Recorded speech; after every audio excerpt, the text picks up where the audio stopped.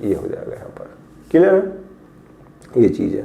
तो ये हमारा क्या है, हमारा न्यूटन्स लॉ ऑफ ग्रेविटेशन है। क्लियर है, हमने ग्रेविटेशन को पढ़ा और उसके बाद हमने ग्रेविटी पढ़ा। अब यहाँ पर क्या करते हैं, इस फॉर्मूले का यूज करके हमको क्या करना है, यहाँ पर ग्रेविटेशनल एक्सीलरेशन देखना है कि ग्रेविटेशनल एक्सीलरेशन होता क्या है।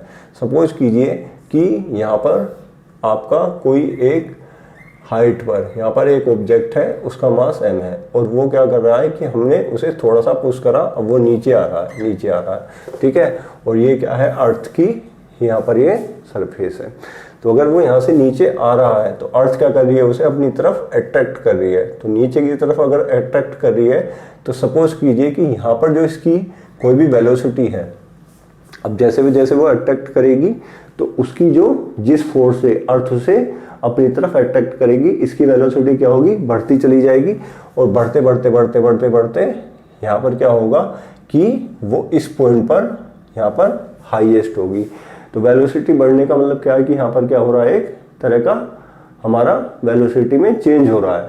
तो अगर वेलोसिटी में चेंज हो रहा है तो वहाँ पर क्या होगा, एक एक्सीलरेशन होगा और उसे बोलते हैं हम ग्रेविटेशनल एक्सीलरेशन, क्योंकि वो ग्रेविटी के कारण है। क्लियर है जी। तो ये जो होगा ये किसके इक्वल होगा कि सपोज कीजिए ये मास m है, नीचे की तरफ को फोर्स लग रहा है, तो यही इसका क्या कहलाता है, वेट कहलाता है। और वेट इज इक्वल टू कितना हो जाता है यहाँ पर mg। क्लियर है, ये वही फोर्स है जो फोर्स ऑफ ग्रेविटी है, जिससे अर्थ उस ऑब्जेक्ट को अपनी तरफ क्या कर रही है, अट्रैक्ट कर रही है। तो मैं क्या कर सकता हूँ, इस mg को किसके इक्वल लिख सकता हूँ, यहाँ पर g me m upon RE square. अब आप देखेंगे कि अगर इन दोनों को मैंने बराबर रख दिया तो m से यहाँ पर m क्या होगा, कैंसिल आउट हो जाएगा, कोई रोक नहीं सकता। क्लियर है, तो अगर दोनों यहाँ पर एक दूसरे से कैंसिल आउट हो गए तो g की कितनी वैल्यू आ गई यहाँ पर, g me upon RE square. ये हमारी g की वैल्यू आ गई। अब g की वैल्यू भी पता है 6.67 into 10 to the power minus 11 newton metre square बटे किलोग्राम स्क्वायर। me क्या है, मास ऑफ अर्थ है। इसकी वैल्यू आपको शायद पता नहीं होगी। me जो होता है इसकी वैल्यू होती है 6 इंटू 10 टू द पावर 24 आपका kg। ये जो RE है, this is called the radius of earth. ये कितनी होती है, RE की वैल्यू होती है 6.4 into 10 to the power 6 metre, ठीक है, या आपका 6400 किलोमीटर। तो ये इसकी इतनी वैल्यू हो गई। और g की वैल्यू हमें पता ही है कि 6.67 into 10 to the power minus 11 newton metre square upon kilogram square. अगर तीनों वैल्यूज को आप यहाँ पर पुट कर देते हैं तो यहाँ से हमें क्या मिल जाएगी, g की वैल्यू मिल जाएगी। और g की वैल्यू जो आती है वो 9.81 मीटर पर सेकेंड स्क्वायर आती है। क्लियर है, ये जो वैल्यू है ये हमारी आई है सरफेस ऑफ अर्थ पर। ये पूरे के पूरे अर्थ पर सेम नहीं होती है। अगर देखा जाए तो ये वाली जो वैल्यू है वो क्या होती है, अगर ये हमारा अर्थ का इक्वेटर है और ये यहाँ पर ये क्या है, पोल्स है, तो ये हमारा हो गया पोल्स और ये क्या होगा हमारा इक्वेटर। इक्वेटर, तो इक्वेटर पे जो इसकी जो वैल्यू होती है वो बहुत ही कम होती है और पोल्स पे जो इसकी वैल्यू होती है बहुत ही ज़्यादा होती है। किसी न्यूमेरिकल क्वेश्चन में ये वाला कॉन्सेप्ट आपका आ सकता है। क्लियर है, तो g की वैल्यू यहाँ पर अलग अलग जगह पर अलग अलग होती है। अगर हम बात करें कि मून पर, तो मून पर भी क्या होगी, इसकी जो वैल्यू होगी वो अलग ही होगी, क्योंकि मून का जो मास है और रेडियस है वो क्या है, अर्थ से बहुत ही कम है। तो वहाँ पर अगर देखें तो वहाँ पर जो वेट होगा किसी भी पर्सन का वो कम होगा। तो उसकी अगर हम कैलकुलेशन करते हैं और ये वाला जो हमारा फॉर्मूला है कि आपका जो F, ये आपका अर्थ के लिए मान लो, सही है, ग्रेविटेशन फोर्स ऑफ अर्थ अगर हमने माना तो G me m upon RE square. Clear है, तो ऑब्जेक्ट का मास तो यहाँ पर भी उतना ही रहेगा और अर्थ आपका मून पर भी उतना ही रहेगा।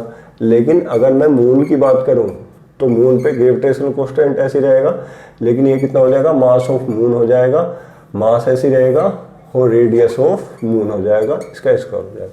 अगर इन दोनों की मैं कंपेरिजन करूं तो कंपेरिजन करने पर मुझे क्या मिलता है कि ये जो फोर्स है ये एक्चुअली क्या है, वेट ही है उसका। ये क्या है, वेट ही है उसका ऑब्जेक्ट का। तो मुझे क्या मिलता है कि जो आपका एफएम होता है इज इक्वल टू, क्लियर है, जब हम कंपेरिजन करते हैं और डिवाइड वगैरह करते हैं तो ये क्या आ जाता है, F M is equal to 1/8, ये जो होता है आपका 1/8 और आपका एफ ई, सॉरी 1/6 होता है, क्लियर है, 1/6 ये एफ ई।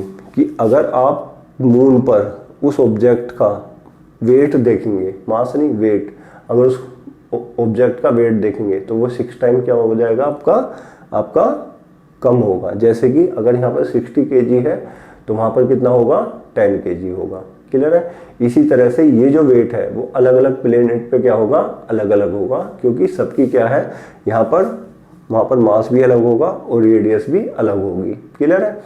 तो इस तरह से हम यहाँ पर वेट निकाल सकते हैं किसी भी ऑब्जेक्ट का, कहाँ पर, मून पर, क्लियर है। अब इससे आगे बढ़ते हैं, इससे आगे बढ़ने पर ये हमारा न्यूटन्स लॉ ऑफ ग्रेविटेशन आ गया। अब इससे आगे बढ़ते हैं हम Kepler's law of planetary motion,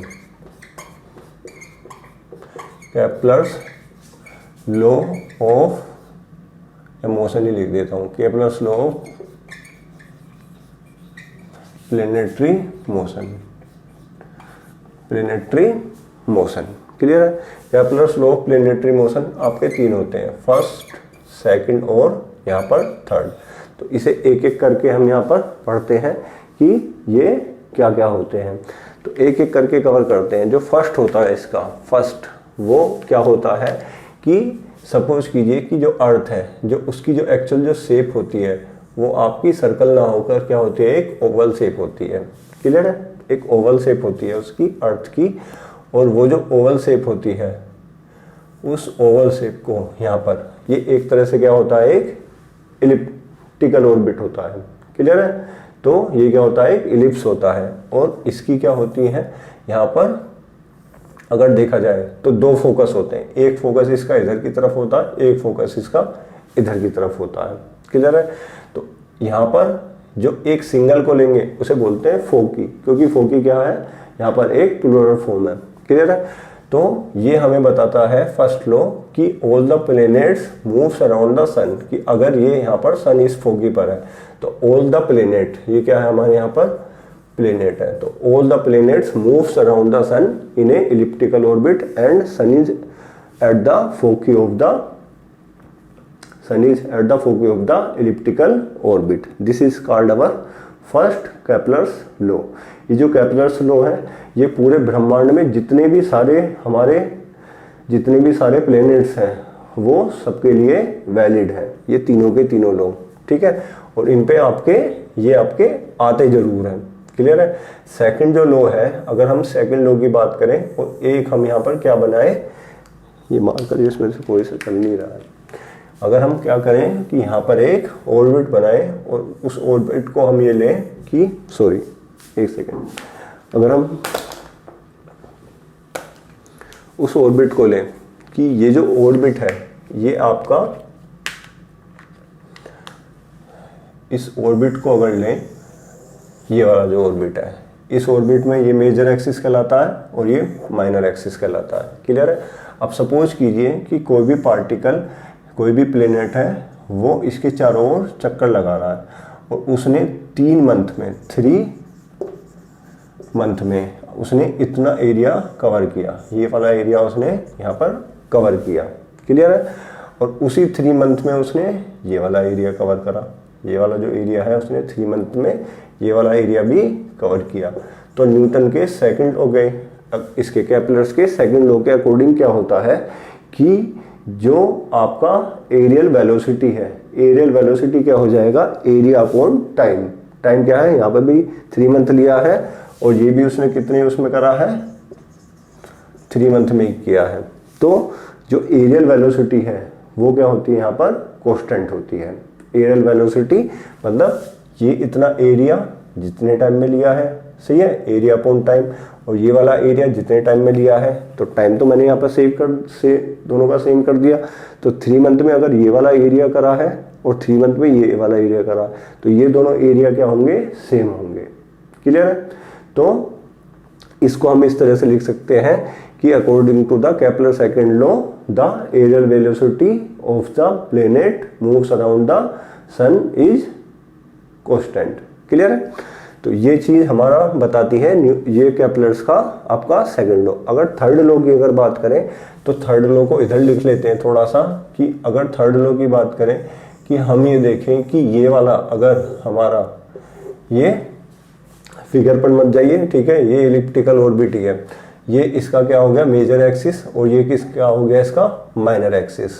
तो इसमें क्या होता है, थर्ड लॉ में क्या बताता है कि जो मीन डिस्टेंस का स्क्वायर होता है वो उसके टाइम पीरियड के क्यूब के प्रोपोर्शनल होता है। अब मीन डिस्टेंस क्या होती है, मीन डिस्टेंस क्या होती है, सपोज कीजिए कि ये वाली जो डिस्टेंस है वो हमारी है आपका मेजर एक्सिस है। मेजर एक्सिस सपोज करो कि ये मान लिया मैंने यहाँ पर ए, और माइनर एक्सिस क्या हो गया यहाँ पर बी। तो ये जो आपकी मीन डिस्टेंस है वो आर इजिकल टू कितनी हो जाएगी, ए प्लस बी बाई 2। क्लियर है? तो ये जो इसकी मीन डिस्टेंस का जो भी स्क्वायर होता है वो इसके टाइम पीरियड ऑफ अगर अर्थ देखा जाए तो कितना होता है 365 डेज। क्लियर है? जो हमारा 1 ईयर होता है, क्योंकि 1 ईयर में ही ये अपना पूरा का पूरा एक यहाँ पर जो इसका ऑर्बिट है उस ऑर्बिट को वो आपको कवर करता है। क्लियर है? तो ये जो मीन डिस्टेंस का आपका स्क्वायर है वो इसके टाइम पीरियड के क्या होता है, प्रोपोर्शनल होता है। इसे हम इस तरह से भी लिख सकते हैं कि प्रोपोर्शनलिटी का साइन हटाएंगे तो आर स्क्वायर इजिकल टू आ जाएगा के टी क्यूब, ये हो जाएगा। तो के टी भी और क्यूब हो गया। अब अगर सपोज कीजिए कि अब हम दो किसी प्लेनेट की कंपैरिजन कर रहे हैं तो उस कंपैरिजन में ये वाला जो फॉर्मूला है वो कैसे यूज होता है उसे देख लीजिए कि अगर ये वाला हमारा कांस्टेंट है, ठीक है, तो हम यहाँ से देखेंगे कि R cube upon R square upon T cube क्या हो गया, कांस्टेंट हो गया। तो इसे हम इस तरह से लिख सकते हैं R1 square upon T1 cube is equal to R2 square upon T2 cube. ये क्या होगा यहाँ पर आपका हम यूज कर सकते हैं। इससे हम दो प्लेनेट का आपस में टाइम पीरियड निकाल सकते हैं। अगर हमें उसकी मीन डिस्टेंस पता है तो एक का टाइम पीरियड दे देगा, दूसरे का पूछ लेगा, ठीक है, या दोनों में रेशो दे देगा कि दोनों की दोनों ये जो आपकी मीन डिस्टेंस है उसका रेशो दे देगा और एक का टाइम पीरियड दे देगा और दूसरे का पूछ लेगा, या ऐसे करेगा दोनों के टाइम पीरियड का रेशो दे देगा और एक की मीन डिस्टेंस दे देगा और दूसरे की पूछ लेगा। इस तरह के ही क्वेश्चन यहाँ पर पूछे जाते हैं। ये हमारे क्या हो गए, केपलर्स के तीनों के तीनों लॉ हो गए और आई होप ये तीनों के तीनों आपको समझ में आ गए होंगे। अब नेक्स्ट जो हम इसमें पढ़ते हैं, हमने पढ़ा Newton's law of gravitation, Kepler's law पढ़ा, और इसके बाद हमने पढ़ा एक्सीलरेशन ड्यू टू ग्रेविटी क्या होता है। उसके बाद हम पढ़ते हैं equation of free fall. Equation of free fall जैसे कि हमने पढ़े थे equation of motion v is equal to you plus a t, s is equal to u t plus half a t square, और v square is equal to you square minus 2as, ये हमने पढ़े थे।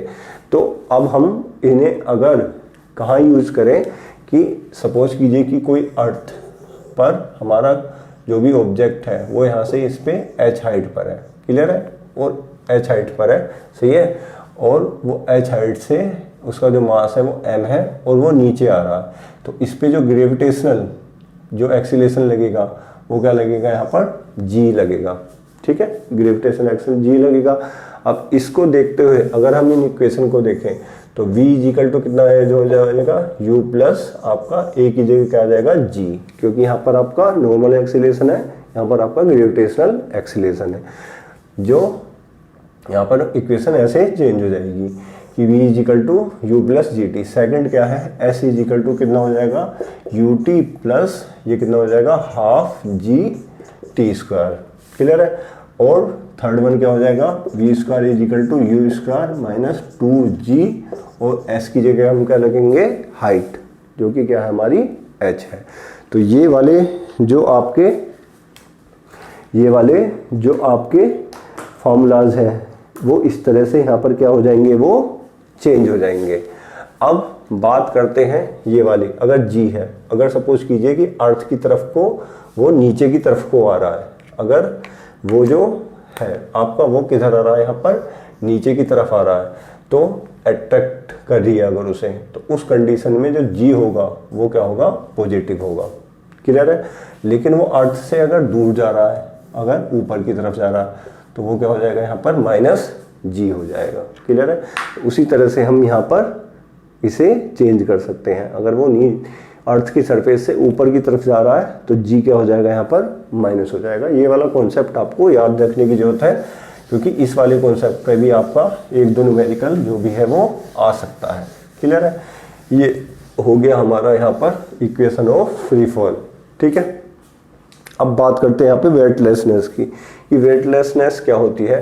अगर weightlessness की बात करें तो लिफ्ट में सभी लोग, मोस्टली बच्चे जो हैं वो बैठे हुए होंगे, तो अगर इस लिफ्ट में बात करें और आप इस लिफ्ट में यहाँ पर आप खड़े हुए हो, ठीक है, और इस लिफ्ट में आप क्या है कि लिफ्ट में जो आपका वेट है वो नीचे की तरफ को कितना है, W = आपका mg है।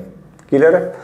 तो इस लिफ्ट में आप तीन तरह का आपका वेट आप मेजर करते हो, कि कभी आपका वेट कम हो गया, कभी ज़्यादा हो गया, और कभी आपको लगता है कि वेट आपका है ही नहीं। क्लियर है। तो ये जो आपकी, सपोज कीजिए अगर ये ऊपर की तरफ जा रही है, क्लियर है, तो उस समय आपका जो वेट होगा वो आपको कैसा लगेगा, कि जो आपका वेट है वो आपका क्या हुआ है, आपका कम हुआ है या ज़्यादा हुआ है। क्लियर है। नीचे आने पर भी ऐसे लगेगा कम हुआ है या ज़्यादा हुआ है। ठीक है। अब एक कंडीशन ऐसी होगी कि जिसमें जो वेट है और आपकी ये जो एक्सीलरेट कर रही है ऊपर की तरफ, तो इसका जो मोशन है, अगर आप नीचे की तरफ आ रहे हैं तो नीचे की तरफ आने में एक आपका पॉइंट ऐसा होगा जहां पर आपका जो वेट है वो किसके इक्वल हो जाएगा, कि जिस एक्सीलरेशन से अगर नीचे आ रही है ये, और उसके कारण जो आपका फोर्स लग रहा है वो दोनों आपके इक्वल हो जाएंगे, और उसमें जो आपका ऊपर जो नेट फोर्स है वो नेट फोर्स वो क्या हो जाएगा, यहाँ पर जीरो हो जाएगा। क्लियर है। नेट फोर्स अगर जीरो होने का मतलब क्या है, कि आपके ऊपर अगर नेट फोर्स यहाँ पर जीरो हो गया, क्लियर है, तो उस समय जो कंडीशन होगी वो किसकी होगी, यहाँ पर वेटलेसनेस की कंडीशन होगी। क्लियर है। तो ये यहाँ पर आपकी वेटलेसनेस की कंडीशन होगी। इसके बाद यहाँ पर और भी इसमें जो बचा हुआ है, अब हम पढ़ते हैं यहाँ पर कुछ फ्लूइड से रिलेटेड। जैसे कि सबसे पहले फ्लूइड से रिलेटेड अगर हम पढ़ते हैं तो यहाँ पर क्या हम पढ़ते हैं, सबसे पहले एक अपथ्रस्ट फोर्स पढ़ते हैं, अपथ्रस्ट फोर्स पढ़ते हैं, या सबसे पहले अगर बॉयंसी पढ़े तो ये जो, अगर सपोज कीजिए ये एक लिक्विड है, इसमें एक यहाँ पर जो भी एक हमने यहाँ पे लकड़ी का टुकड़ा डाला है, इसका जो मास है m है, तो इस पे जो वेट लगेगा mg लगेगा। क्लियर है। साइमल्टेनियसली इस पर एक फोर्स ऊपर की तरफ काम करता है। ये जो ऊपर की तरफ जो फोर्स काम करता है इसे हम बोलते हैं अपथ्रस्ट फोर्स। क्या बोलते हैं इसे, अपथ्रस्ट फोर्स बोलते हैं। और ये जो अपथ्रस्ट फोर्स होता है, ये जो अपथ्रस्ट फोर्स होता है, इसकी जो डायरेक्शन है वो ऑलवेज क्या होती है, यहाँ पर परपेंडिकुलर ही होती है। मतलब इसकी जो डायरेक्शन है वो ऊपर की तरफ ही यहाँ पर होती है। तो ये जो अपथ्रस्ट फोर्स है ये किधर काम करता है, आपका यहाँ पर ऊपर की तरफ काम करता है। क्लियर है। अब यहाँ पर अगर बात करें कि प्रेशर की, कि प्रेशर क्या होता है, तो प्रेशर सिंपली क्या होता है, आपका जो भी अपथ्रस्ट है, ये जो अपथ्रस्ट होता है ये एक तरह का फोर्स ही है, बट इसकी जो डायरेक्शन है वो क्या है, परपेंडिकुलर होती है। तो ये एक पर्टिकुलर डायरेक्शन में ही आपका वर्क करता है। तो आपका जो प्रेशर हो जाएगा वो अपथ्रस्ट अपॉन एरिया, इससे हम क्या डिफाइन करते हैं, यहाँ पर प्रेशर को डिफाइन करते हैं। इसके बाद अपथ्रस्ट हो गया, प्रेशर हो गया। अब नेक्स्ट क्या होता है हमारा, यहाँ पर जो बात करें कि अगर सपोज कीजिए हमने यहाँ पर क्या लिया कि एक यहाँ पर बीकर लिया, उस बीकर को हमने क्या करा कि यहाँ पर यहाँ तक उसे हमने यहाँ पर फुल भर दिया, फुल जितना भी है। और कोई भी यहाँ पर आपका क्या है, ब्लॉक है, उस ब्लॉक को अगर जैसे ही हम यहाँ पर डाला, तो अगर ये फुल भरा हुआ है तो कुछ ना कुछ इसका जो वाटर है वो इससे डिस्प्लेस होगा, और डिस्प्लेस होने के बाद वो जो वाटर है, सपोज कीजिए कि वो वाटर आपका जितना भी डिस्प्लेस हुआ वो यहाँ पर आ जाता है। तो इसके द्वारा जो भी अपथ्रस्ट फोर्स ऊपर की तरफ लगाया गया है, तो वो किसके इक्वल होता है, इसके जो वाटर इसने डिस्प्लेस किया है।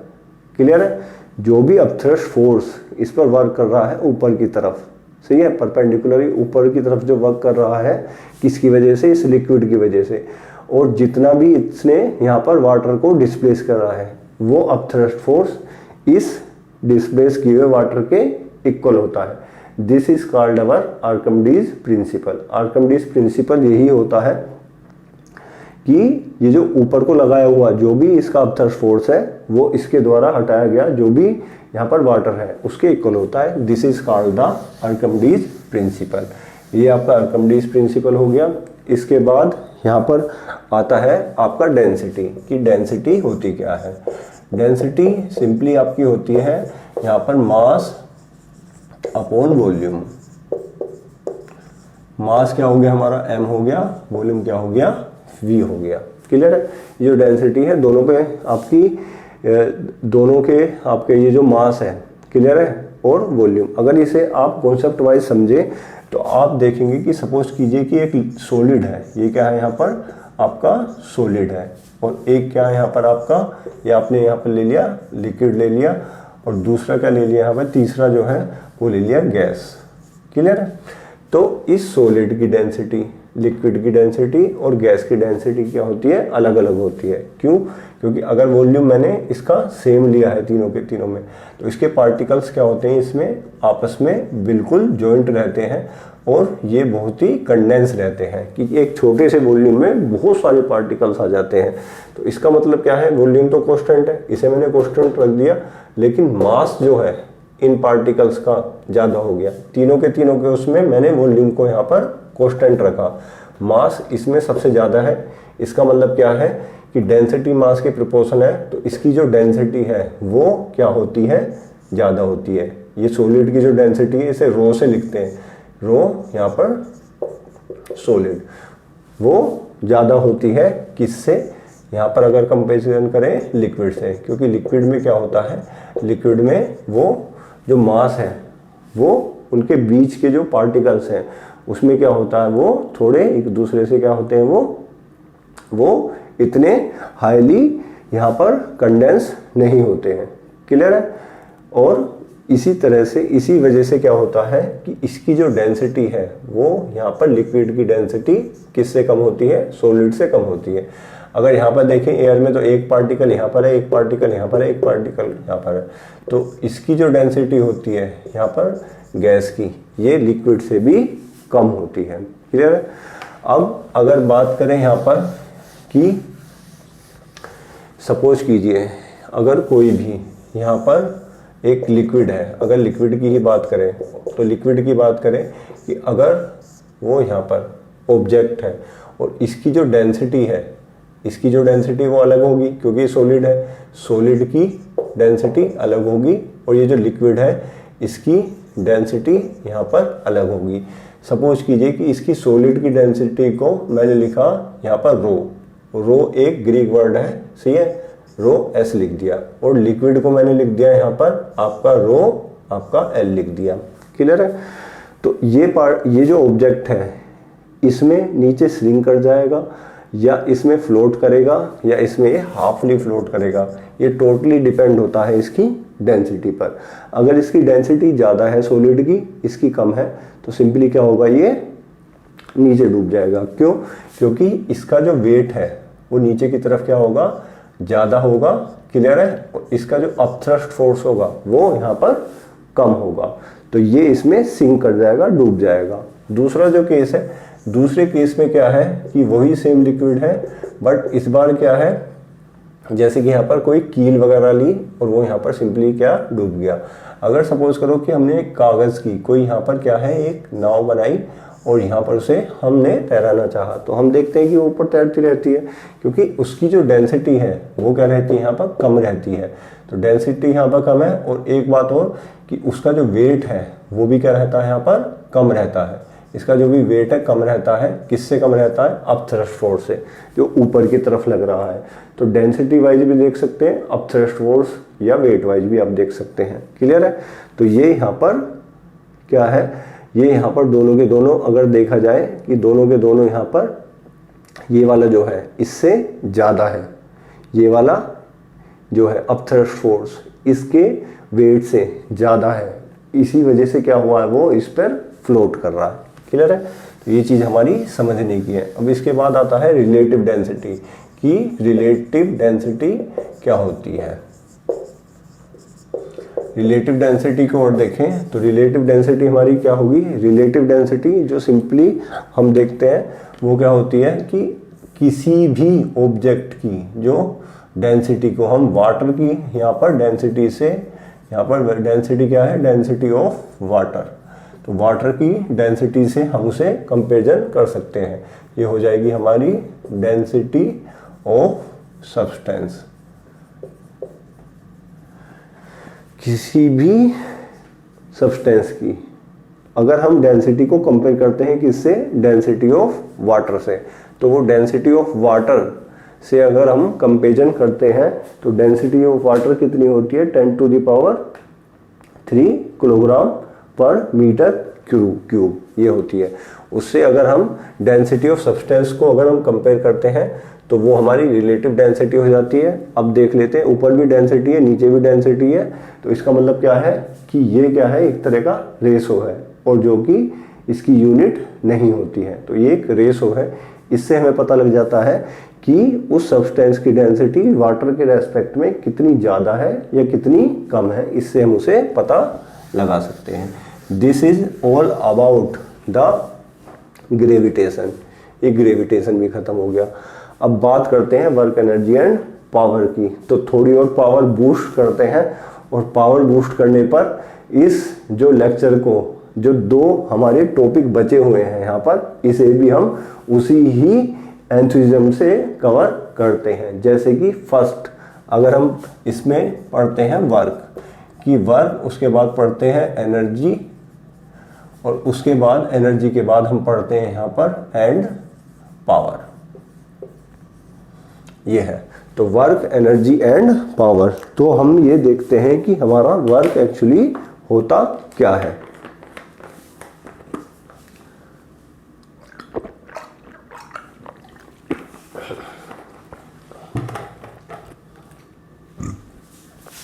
तो वर्क को अगर हम देखें कि अगर हमने किसी भी ऑब्जेक्ट पर यहाँ पर फोर्स अप्लाई करा, और फोर्स अप्लाई करने पर वो बॉडी क्या हो जाती है, डिस्प्लेस हो जाती है। ये वाला वर्क, ये वाला जो फोर्स है वो अनबैलेंस फोर्स है, डिस्प्लेस हो गई यहाँ पर, और उसका जो डिस्प्लेसमेंट है वो एफ है।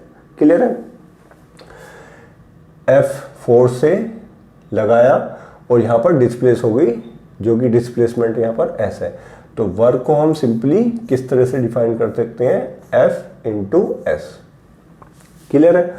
एक चीज हो रहा है, अगर बारीकी में जाएंगे तो एफ यहाँ पर क्या होती है, वेक्टर क्वांटिटी होती है, और डिस्प्लेसमेंट भी क्या होती है, एक वेक्टर क्वांटिटी होती है।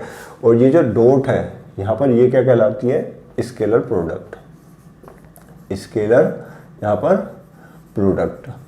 तो ये जो स्केलर प्रोडक्ट होती है किसी भी दो वेक्टर की, तो अगर देखें तो ये जो स्केलर प्रोडक्ट होती है, सपोज करो कि ए और बी है यहाँ पर, तो ये क्या हो जाती है, ए का मोड और बी का जो मैग्नीट्यूड इनटू कोस थीटा। अब ये कोस थीटा कहाँ से आया, कि सपोज कीजिए कि ये जो हमारा यहाँ पर एक जनरल फार्मूला है कि ये, इसे हम फोर्स हमने इस डायरेक्शन में लगाया, अब इसका जो डिस्प्लेसमेंट था इस तरह से होगा, तो यहाँ पर हमने फोर्स और डिस्प्लेसमेंट के बीच में क्या देखा कि दोनों के बीच में जो एंगल है वो थीटा है। क्लियर है? तो इसको अगर हम ओपन करें यहाँ पर, तो ये कितना हो जाएगा, एफ का डिस्प्लेसमेंट और इसका एफ का मैग्नीट्यूड और एस का magnitude into cos theta. Clear है? इसी के बेसिस पे ये जो वर्क है वो 3 टाइप्स का होता है। इसके मेनली 3 टाइप्स होते हैं, 1 2 3। तो पहला क्या है कि अगर सपोज कीजिए कि जो हमने यहाँ पर फोर्स हम लगा रहे हैं, तो पहले केस में क्या होगा, जो भी हम फोर्स लगा रहे हैं, क्लियर है, तो उसी डायरेक्शन में उसका डिस्प्लेसमेंट हो रहा है, दोनों के दोनों आपस में सेम डायरेक्शन में। तो अगर दोनों के दोनों आपस में सेम डायरेक्शन में है, तो यहाँ पर इन दोनों के बीच का जो भी एंगल होगा, दोनों आपस में पैरेलल हो गए, तो जो भी एंगल होगा वो थीटा इज इक्वल टू क्या होगा, 0 डिग्री होगा। तो theta is equal to 0 degree होगा। तो इस फॉर्मूले में अगर यहाँ पर हम एफ एस और कोस को कितना ले लिया हमने यहाँ पर 0 डिग्री, जो दोनों के बीच का, इन दोनों के बीच का एंगल है।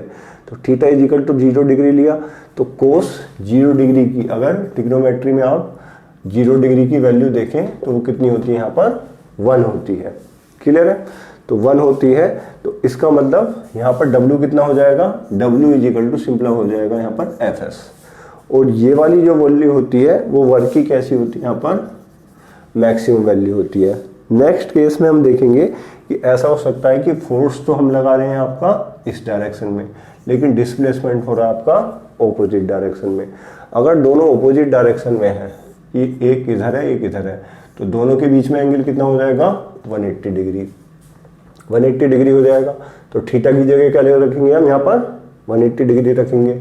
तो 180 डिग्री अगर रखेंगे यहाँ पर, तो ये क्या होगा यहाँ पर कोस आपका 180 डिग्री कितना हो जाएगा यहाँ पर -1 हो जाएगा। तो इस वजह से क्या होगा, जो हम यहाँ पर जो भी वर्क निकालेंगे तो W इज इक्वल टू कितना हो जाएगा -F(d), क्योंकि कोस 180 डिग्री कितना हो गया -1। ये इसकी क्या होती है यहाँ पर मिनिमम वैल्यू होती है। अब बात करते हैं थर्ड की। एक होता है यहाँ पर, अगर सपोज कीजिए कि जो आपका फोर्स है और आपका डिस्प्लेसमेंट है, उसके बीच में जो एंगल अगर वो 90 डिग्री हो जाता है। क्लियर है? तो कोस 90 डिग्री कितना हो जाएगा यहाँ पर 0। तो ये पूरा का पूरा वर्क कितना हो जाएगा यहाँ पर 0। या एक चीज़ और है जो मैंने आपको बताई थी, ये दीवार है, इस पर अगर मैं यहाँ पर एक क्या कर रहा हूँ फोर्स अप्लाई कर रहा हूँ और ये इसमें किसी भी तरह का कोई भी डिस्प्लेसमेंट नहीं हो रहा है, तो अगर डिस्प्लेसमेंट नहीं हुआ है उस कंडीशन में भी वर्क कितना हो जाएगा आपका 0, व्हेन आपका जो डिस्प्लेसमेंट है वो 0 है। तो इस तरह से हम वर्क के यहाँ पर टाइप्स पढ़ सकते हैं। 3 टाइप्स होते हैं, 1 2 3। आप इन्हें तीनों के तीनों वर्क को इस तरह से समझ सकते हैं। अब आते हैं यहाँ पर नेक्स्ट कि वर्क हमारा कितना होता है, क्या टाइप्स होते हैं, पॉजिटिव, नेगेटिव और इसके यहाँ पर 0 वर्क। तो ये जो है हमारा आपका, आते हैं हम एनर्जी पर। तो जो एनर्जी होती है वो क्या होती है, capacity of doing work. Capacity of doing work क्या कहलाती है, हमारी एनर्जी कहलाती है। क्लियर है? कैपेसिटी ऑफ डूइंग वर्क ये 2 टाइप्स की होती है। जो फर्स्ट टाइप होता है वो होता है इसका काइनेटिक एनर्जी, काइनेटिक एनर्जी, और सेकंड टाइप होता है इसका पोटेंशियल एनर्जी, पोटेंशियल एनर्जी। ये सेकंड टाइप होता है इसका पोटेंशियल एनर्जी। ये जो काइनेटिक एनर्जी होती है ये मोशन के कारण होती है एनर्जी, और ये वाली क्या होती है उसकी पोजीशन या कॉन्फ़िगरेशन के अकॉर्डिंग होती है। क्लियर है? तो ये जो काइनेटिक एनर्जी है इसका अगर हम फॉर्मूला देखें तो K इज इक्वल टू कितना होता है 12mv², और इसका पोटेंशियल एनर्जी का कितना होता है mgh। क्लियर है? आप यहाँ पर देखेंगे कि K is equal to 12mv² है, तो K की जो वैल्यू है वो मास पे डिपेंड होती है और वेलोसिटी पे डिपेंड होती है, दोनों पर डिपेंड होती है। क्लियर है? पोटेंशियल एनर्जी मास पर, हाइट पर और ग्रेविटेशनल एक्सीलरेशन पर वो डिपेंड करती है। पोटेंशियल एनर्जी को हम ऐसे भी निकाल सकते हैं कि आपका सपोज कीजिए कि कोई भी एक यहाँ पर टेबल रखी है, टेबल के ऊपर कोई भी आपका ऑब्जेक्ट रखा है, वो ऑब्जेक्ट यहाँ पर h हाइट पर है और अर्थ का जो ग्रेविटेशनल एक्सीलरेशन है वो हमें पता है g है। क्लियर है? तो अगर हम क्या करें, यहाँ पर इसका अगर मास m है तो हम क्या करें, अगर इसका वेट निकालें यहाँ पर, तो वेट कितना हो जाएगा, जो कि किसके इक्वल होगा, जो वेट है कि किसके इक्वल होगा, फोर्स के इक्वल होगा, जो भी हमारा कितना होगा mg होगा। और उसकी जो यहाँ से अगर देखें तो उसका जो ये आपका हाइट होगी वो कितनी होगी, h होगी। तो अगर हम इसका वर्क निकालें तो वर्क कितना होता है, फोर्स इंटू जो भी उसका डिस्प्लेसमेंट है, तो इस कंडीशन में h होगा। तो यहाँ पर कितना हो जाएगा, फोर्स की जगह मैंने रखा mg इंटू h। तो ये जो वर्क होगा ये इक्विवेलेंट टू किसके होगा, यहाँ पर पोटेंशियल एनर्जी के इक्विवेलेंट होगा। क्लियर है? तो ये हमारा क्या है, काइनेटिक एनर्जी और पोटेंशियल एनर्जी। इसके बाद हम पढ़ते हैं यहाँ पर एक आती है work energy theorem. Work energy theorem क्या होती है कि अगर हम देखें कि वर्क हमारा सिंपली क्या होता है, F इंटू एस होता है। तो F को हम क्या लिख सकते हैं, यहाँ पर हमारा सिंपली ma लिख सकते हैं, F इजिकल टू ma, और S को हम क्या यूज करेंगे, इक्वेशन ऑफ मोशन की थर्ड इक्वेशन कि V square minus U square is equal to 2as। यहाँ से S मुझे सिंपली कैसे निकाल सकता हूँ, V square minus U square upon 2a। Clear है। अब इन दोनों वैल्यू को ma को और इसे मैं यहाँ पर पुट कर देता हूँ, तो W इजिकल टू कितना आ जाएगा यहाँ पर ma इंटू ये कितना हो जाएगा V square minus U square upon कितना हो जाएगा 2a। a से a को यहाँ पर कैंसिल कर देंगे। क्लियर है। ये कितना हो जाएगा m/2, या इस तरह से लिख सकता हूँ हाफ m, और ये कितना हो जाएगा V square minus U square, half m V square minus half m U square. ये किसके इक्वल हो जाएगा यहाँ पर w के। क्लियर है। अब हम देखेंगे कि हाफ m वी स्क्वायर, अगर कोई पार्टिकल यहाँ से चलना स्टार्ट करा है और वो यहाँ तक जाता है, तो जो उसकी इनिशियल वेलोसिटी थी u, तो इनिशियल उसकी काइनेटिक एनर्जी क्या होगी, हाफ m मास m है इसका, हाफ m u इसका, और यहाँ पर कितनी होगी वेलोसिटी v है, तो काइनेटिक एनर्जी कितनी होगी, हाफ m v स्क्वायर। तो अगर हम देखें तो वर्क इसके इक्विवेलेंट आ रहा है हमारा चेंज इन काइनेटिक एनर्जी, जो हमारी फाइनल एनर्जी है माइनस हमारी जो हमारी इनिशियल एनर्जी है। तो इसे ही हम बोलते हैं वर्क एनर्जी थ्योरम, कि वर्क जो होता है हमारा चेंज इन काइनेटिक एनर्जी के इक्वल होता है। क्लियर है। तो ये वाला जो फॉर्मूला है वो आपका मोस्ट इंपॉर्टेंट है, इसे याद रख सकते हैं। इस फॉर्मूले में एक चेंज जब कर देते हैं कि अगर इसकी इनिशियल वेलोसिटी को हम यहाँ पर 0 ले लेते हैं, तो उस केस में क्या होगा कि W इजिकल टू सिंपली हमारा क्या हो जाएगा, ये किस पर डिपेंड करेगा, इसकी फाइनल वेलोसिटी पर। क्लियर है। तो ये हमारी क्या होती है, वर्क एनर्जी थ्योरम होती है। इसके बाद नेक्स्ट हम यहाँ पर डिस्कस करते हैं, टाइम हमारा थोड़ा सा ज़्यादा हो गया है तो चीज़ों को जल्दी जल्दी यहाँ पर कवर कर देते हैं। अब यहाँ पर होगी वर्क एनर्जी थ्योरम। ठीक है, वर्क एनर्जी थ्योरम होगी। अब यहाँ पर एक हम पढ़ते हैं law of conservation of energy. जैसे हमने पढ़ा था law of conservation of momentum, इसी तरह से हम पढ़ते हैं law of conservation of energy. तो जो हमारी टोटल मैकेनिकल एनर्जी है, ये मैकेनिकल एनर्जी जो कि हम किससे रिप्रेजेंट करते हैं, ई से। मैकेनिकल एनर्जी क्या होती है, ये हमारी काइनेटिक एनर्जी प्लस हमारी पोटेंशियल एनर्जी।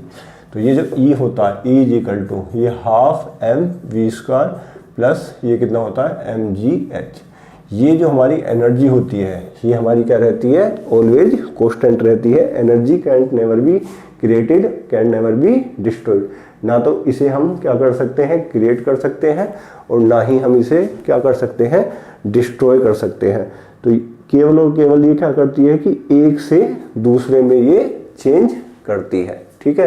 काइनेटिक एनर्जी से पोटेंशियल एनर्जी, जैसे मैंने यहाँ पर बताया था कि यहाँ पर अगर कोई पर्सन है, ये भी कोई पर्सन है, और यहाँ पर ये क्या कर रहा है, साइकिल ये चला रहा है, ये इसकी साइकिल है।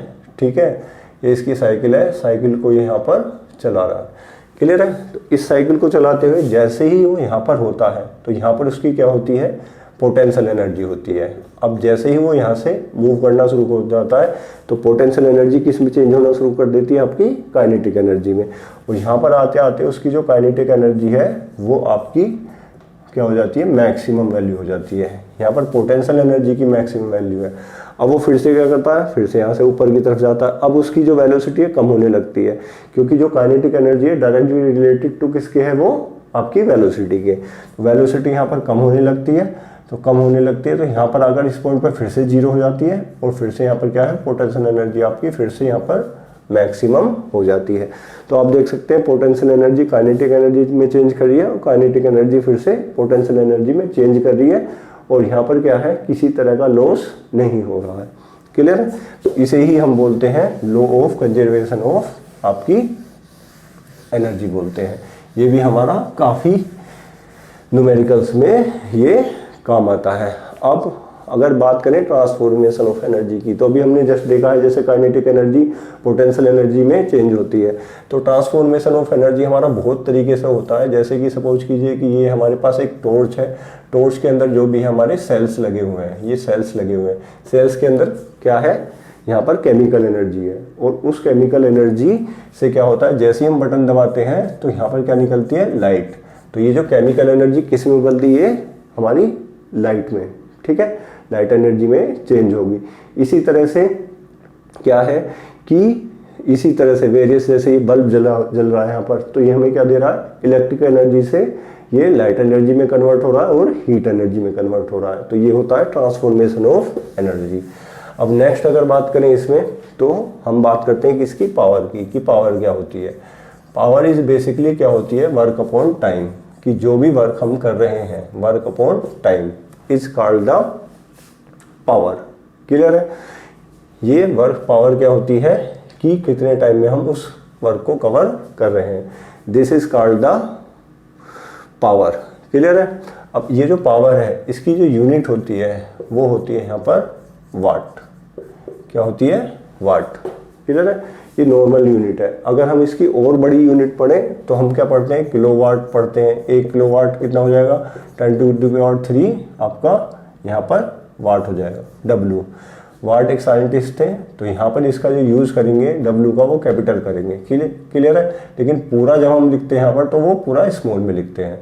तो ये किसके बराबर हो जाएगा, 10⁻³ वाट के। अगर 1 मेगावाट की बात करें तो 1 मेगावाट कितने इक्वल हो जाएगा, 10⁻6 वाट के। क्लियर है। और जैसे कि हम देखते हैं, अगर सपोज करो मुझे इसे किस में चेंज करना है, अगर मैं देखूं कि यहाँ पर एक बहुत इंपॉर्टेंट चीज़ आती है कि 1 किलोवाट आवर, ये तो 1 किलोवाट आवर किसके इक्वल होता है, 3.6 × 10⁻6 जूल के। 3.6 × 10⁻6 आपका जूल के ये इक्वल होता है। This is our units of power. Clear है। तो ये चीज़ें हम किस में यूज करते हैं, हमारे पावर में। अब इसमें क्या है, एक एवरेज पावर होती है। जो एवरेज पावर होगी, तो एवरेज पावर जैसे कि नाम से ही है एवरेज पावर, तो ये कितना हो जाएगा, टोटल आपका वर्क डन, जितना भी आपका वर्क डन है, और अपॉन टोटल ये इसका टाइम, ये क्या हो जाएगी, हमारी एवरेज पावर का फॉर्मूला हो जाएगा। क्लियर है कि टोटल वर्क डन को यहाँ रख देंगे, टोटल टाइम को यहाँ रख देंगे, और दोनों का जो रेशो होगा वो क्या होगा, आपका एवरेज पावर होगा। ये हमारी एवरेज पावर होगी। इसके बाद आते हैं, ये इस चैप्टर में इससे ज़्यादा और कुछ है नहीं, ठीक है। इसके बाद भी अगर कुछ बचता है तो आप क्या कर सकते हैं कि कमेंट बॉक्स में आप लिख सकते हैं कि जो भी सर बची हुई चीज़ें उसे हम समझ लें, या जितनी भी लास्ट वीडियोज़ हैं उसमें एक एक चीज़ को कवर किया गया है, ठीक है। कि बाई चांस ऐसा हो सकता है कि कोई सी चीज़ इसमें, कोई भी कॉन्सेप्ट इसमें मिस हो गया हो। क्लियर है। अब बात करते हैं किसकी, ये हमारा हो गया। अब बात करते हैं साउंड की। साउंड, तो साउंड में हमने पढ़ा है कि साउंड क्या है, एक तरह की वेव है, और जो वेव है वो हमारी 2 तरह की होती है। एक तो होती है हमारी लॉन्गिट्यूडल वेव्स होती हैं, एक होती है हमारी ट्रांसवर्स वेव होती हैं। तो लॉन्गिट्यूडल वेव्स क्या होती है कि जिसमें कि आपकी जो पार्टिकल के जो वाइब्रेशंस हैं उनकी जो डायरेक्शन है वो क्या होती है, पार्टिकल की जो डायरेक्शन होती है वो जो वेव है उसकी डायरेक्शन की आपके अलोंग होती है, सेम डायरेक्शन होती है दोनों की, that is called the longitudinal wave. But अगर जो वेव की जो डायरेक्शन है, ये वेव की जो डायरेक्शन है, अगर पार्टिकल के जो वाइब्रेशन है वो इसके क्या होते हैं, परपेंडिकुलर होते हैं। वेव तो इस डायरेक्शन में जा रही है और ये ऐसे परपेंडिकुलर कर रहे हैं, तो इस तरह की वेव को हम बोलते हैं ट्रांसवर्स वेव। तो साउंड क्या होती है, हमारी लॉन्गिट्यूडल वेव्स होती है। इसमें क्या होते हैं, पार्टिकल के वाइब्रेशंस, सपोज करो कि एक होलो पाइप है, तो इसमें जिस डायरेक्शन में वेव प्रोपागेट करेगी तो उसी डायरेक्शन में जितने भी हमारे जो वाइब्रेशंस हैं वो उसी डायरेक्शन में हमारे वो जाएंगे। अब इसमें अगर कॉन्सेप्ट की बात करी जाए तो साउंड से रिलेटेड हम 4-5 चीज़ें डिस्कस करते हैं। जैसे कि हमारी फ्रीक्वेंसी क्या होती है हमारी, कि 1 सेकंड में उसने जितने भी वाइब्रेशन किए हैं वो क्या होती है, हमारी फ्रीक्वेंसी होती है। और इससे ये जो है वाइब्रेशन किए हैं या ऑसिलेशन किए हैं, ठीक है। वाइब्रेशन क्या होते हैं, जैसे कि हमने क्या ले लिया, एक ट्यूनिंग फोर्क ले लिया और उसे क्या करा, हमने किसी पैड पर उसे मारा। पैड पर मारने के बाद क्या होगा, ये इसके जो दोनों के दोनों हाथ हैं वो क्या करेंगे, दोनों वाइब्रेशन करने लगते हैं। तो ये दोनों हैंड है इसके वाइब्रेशन करने लगते हैं। तो 1 सेकंड में जितने वाइब्रेशन होते हैं वही क्या कहलाती है, इसकी फ्रिक्वेंसी कहलाती है। अब बात करते हैं इसमें वेवलेंथ की। वेवलेंथ की अगर बात करें तो किसी एक वेव को यहाँ पर ड्रॉ कर लेते हैं कि ये आपकी जो वेव है वो इस तरह से आगे बढ़ रही है। तो पूरी एक वेव की यहाँ से और यहाँ तक जो भी लेंथ होती है वो उसकी क्या कहलाती है, वेवलेंथ।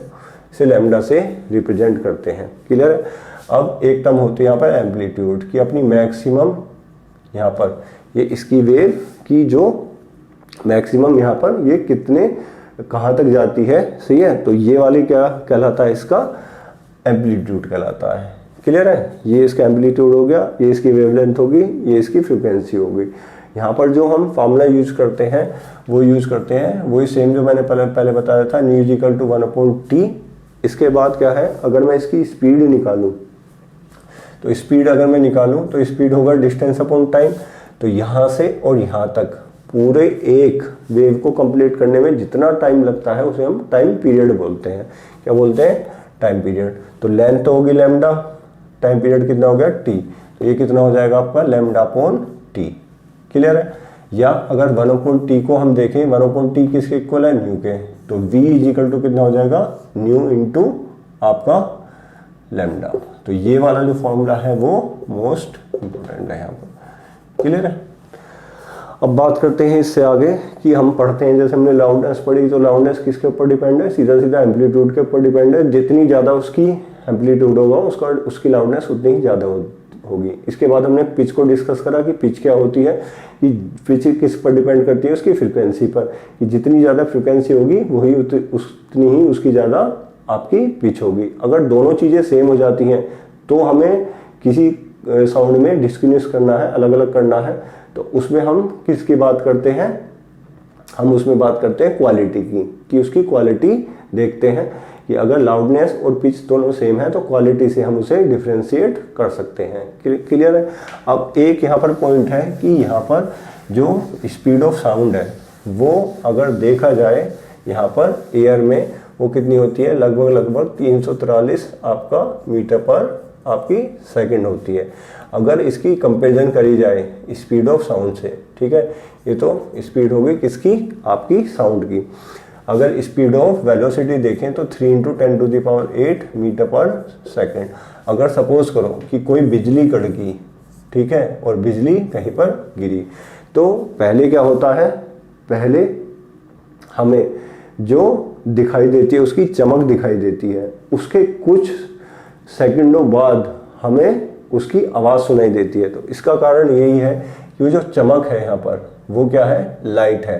तो लाइट हमें इसी वजह से क्या है, वो पहले दिखाई देती है, क्योंकि यहाँ पर वेलोसिटी ऑफ साउंड क्या है, कम होती है इसकी स्पीड। तो ये क्या होगी, हमेरी क्या होगी, ये हमें बाद में ही सुनाई देगी क्योंकि ये इससे कम है। अगर दोनों सेम होती है तो जिस टाइम हमारी ये बिजली कड़कती है उसी टाइम ही क्या होता, चमक भी हमें उसी टाइम दिखाई देती और हमें इसकी कड़कने की आवाज़ भी उसी टाइम दिखाई देती। तो ये चीज़ हम एक यहाँ पर देख सकते हैं, क्लियर है। तो ये हो गया हमारा वेलोसिटी ऑफ स्पीड और वेलोसिटी ऑफ साउंड। इसमें हम एक चीज़ और पढ़ते हैं कि जो ह्यूमन बींग्स हैं वो कितनी फ्रिक्वेंसी की, 20 हर्ट्ज से आपकी 20,000 हर्ट्ज तक हम फ्रिक्वेंसी को सुन सकते हैं, क्लियर है।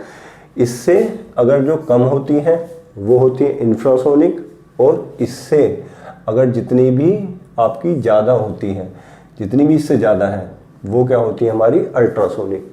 जैसे कि जो बैट होता है, बैट मतलब चमगादड़ जो होता है हमारा, या हमारी डॉल्फिन्स होती हैं, वो क्या करती हैं, वो इससे ज़्यादा फ्रिक्वेंसी की जो अल्ट्रासोनिक है वो उन्हें क्या करती हैं, प्रोड्यूस करती हैं, क्लियर है, और उन्हें सुन सकती हैं जो अल्ट्रासोनिक वाली है, क्लियर है। तो ये यहाँ पर हमको याद रखना है कि ये इसकी रेंज है 20 हर्ट्ज से 20,000 हर्ट्ज। अगर हम बात करें इको की, तो सपोज करो कि हम किसी कमरे में बैठे हुए हैं, कमरे में बैठा हुआ सपोज करो कि यहाँ पर कोई टीचर आपको यहाँ पर पढ़ा रहा है और ये टीचर आपको पढ़ा रहा है, क्लियर है। और यहाँ पर छोटे छोटे बच्चे जितने भी हैं उस डेस्क पर यहाँ पर बैठे हुए हैं और ये कमरा हमने कर लिया यहाँ पर बंद। तो जैसे ही इसकी साउंड पड़ेगी तो साउंड का क्या होता है, रिफ्लेक्शन होता है। क्या होता है यहाँ पर, रिफ्लेक्शन होता है। और रिफ्लेक्शन होने के बाद वो फिर से क्या होती है, यहाँ पर रिफ्लेक्ट होती है साउंड, क्लियर है। तो पूरे उसमें वो आवाज़ क्या होने लगती है, गूंजने लगती है। तो इसकी वजह से क्या होता है, इसी चीज़ को हम क्या बोलते हैं, जो रिफ्लेक्शन ऑफ साउंड हुआ है और वो हमें साउंड वापस आकर सुनाई दी है, तो वही चीज़ क्या होती है वहाँ पर, इको बोलते हैं, ECHO। ये क्या होते हैं, ECHO, इको होती है। बड़े बड़े पहाड़ों पर जब जाते हैं लोग बाग घूमने के लिए, मनाली वगैरह कहीं पर भी XYZ वो जाते हैं, तो पहाड़ों पर इस चीज़ को देखते हैं कि हाँ उन्होंने आवाज़ मारी, कि कुछ भी उन्होंने आवाज़ मारी और उसके बाद क्या होता है कि वही रिफ्लेक्ट करके वापस उन्हें सुनाई देती है। तो वो चीज़ इको ही होती है, क्लियर है। इसके बाद क्या होता है, एक रीएब्रीवेशन होता है। रीएब्रीवेशन में यही है कि अगर एक क्लास में बैठा हुआ है और इसके बाद क्या है कि ये उसकी जो आवाज़ है यहाँ पर क्या होती है, रिकॉर्ड होने के बाद क्या होती है, वो आपस में पूरी की पूरी जो है वो मिक्स हो जाती है, क्लियर है। और मिक्स होने के बाद ही वो क्या होती है, उसे जो आवाज़ सुनाई देती है वो मिक्स्ड वाली सुनाई देती है। इस चीज़ को हम रीएब्रीवेशन के अंदर देखते हैं। अब इसमें अगर आगे बात करें कि सोनार क्या होता है, SONAR, तो साउंड नेविगेशन एंड रेंजिंग, ये सोनार की फुल फॉर्म है, क्लियर है। तो इस तरह sound navigation and ranging, clear है, इस तरह से पढ़ सकते हैं। ये क्या होता है, ये सोनार हमारा किस पे बनाया गया है, अल्ट्रासोनिक जितने भी हमारी साउंड है उस पर ये एक इक्विपमेंट बनाया गया है। मोस्टली ये जो यूज होता है वो शिप में यूज होता है, कि सपोज कीजिए हमारा शिप है, उसमें क्या होता है, एक ट्रांसमीटर होता है, एक डिटेक्टर होता है, सही है, और एक रिसीवर होता है। तीन चीज़ें होती हैं, ट्रांसमीटर, डिटेक्टर और रिसीवर। इससे क्या होता है कि एक तो उसे यहाँ पर ट्रांसमिट करता है, ठीक है, और एक उसे यहाँ पर उसके बाद डिटेक्ट करता है। अब सपोज करो कि ये डिस्टेंस यहाँ पर D है, तो सेम डिस्टेंस ये भी यहाँ पर क्या हो जाएगी, D ही हो जाएगी। तो ये जो दोनों को अगर जोड़ें तो वो कितना होगा, D और D 2D = V × T। तो हम इस फॉर्मूले का भी यहाँ पर यूज़ करते हैं। तो ये आपके जितने भी सारे पाँचों के पाँचों चैप्टर थे, वो उसके जितने भी फार्मूलाज हैं और कॉन्सेप्ट हैं वो हमने यहाँ पर कवर कर लिए हैं फाइनली। तो आप इस वीडियो से पूरे के पूरे जितने भी कॉन्सेप्ट हैं और फार्मूलाज हैं उनको कवर कर सकते हैं। और इसी वीडियो को आप क्या कर सकते हैं, अपने जो भी सब्जेक्ट का जो भी टेस्ट है या उससे जितनी भी चीज़ें हैं, आज यहाँ पर हमारा ये क्लास 9 का सिलेबस ख़त्म होता है। इसके बाद हम इसके क्वेश्चंस वगैरह डिस्कस करेंगे और उसके बाद हम यहाँ पर क्लास 10th की जो फिजिक्स है वो उसका भी एक हम अलग से प्लेलिस्ट उसकी हमने बना ली है और धीरे धीरे उसके लेक्चर्स को भी हम क्लास 10th के इसी तरह से डिलीवर करेंगे। छोटी क्लासेस चले हैं 9th क्लास से, 9th क्लास के बाद 10th class, 11th 12th, NEET, JEE, सबका जितना भी यहाँ पर है वो सारा ही हमें कवर करना है, क्लियर है। तो आप अपने लिए क्लास 9th में आपको जितने भी मैंने आपको बताया है, इस वीडियो को आप शुरू से लास्ट तक देखें और पेशेंस रखने के लिए आपका बहुत बहुत धन्यवाद। और इस वीडियो को मैं यहाँ पर ही पोस्ट करता हूँ। Thank you so much. अगर आपको लगता है कि ये वीडियो वर्थ वाचिंग है और इसमें मेहनत हुई है तो आप इस वीडियो को लाइक कर सकते हैं, सब्सक्राइब कर सकते हैं, चैनल का जो आपका बेल आइकन है अदर नोटिफिकेशन के लिए उसे ऑन कर सकते हैं। तो अभी के लिए थैंक यू सो मच।